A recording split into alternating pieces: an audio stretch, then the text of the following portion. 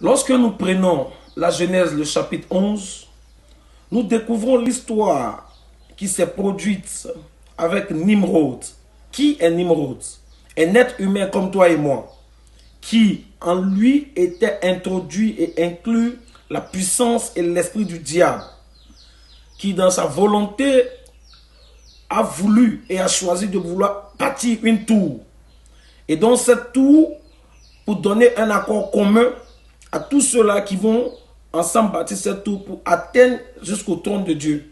Parce que là était l'objectif et le plan du diable dès l'origine du fondement de la création avant qu'il soit jeté sur cette terre. Lorsque nous lisons le livre d'Ézéchiel, nous découvrons que le diable, Satan, a eu cette intention depuis le ciel, ce qu'il a fait chasser du ciel. Et aujourd'hui s'est retrouvé rusé sur la terre. Et étant venu, cet esprit qui est le diable n'a pas gardé les mains serrées entre ses aisselles. Mais ce diable a possédé aussi des hommes. Et ces hommes ont mis en œuvre et ont mis en place une tour qu'on appelle Babel.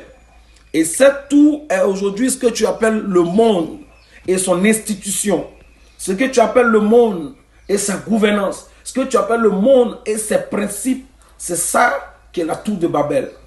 Mon frère, si tu ouvres les yeux et les oreilles spirituelles pour comprendre ce que l'ange est en train de te dire ce matin, tu sauras que la grande Babylone est l'évolution de cette tour qui a été formée depuis la Genèse chapitre 3. Cette conversation que le serpent a eue avec Ève, qui est ce qui a engendré la confusion dans les principes et dans les préceptes de Dieu, est en train de grandir.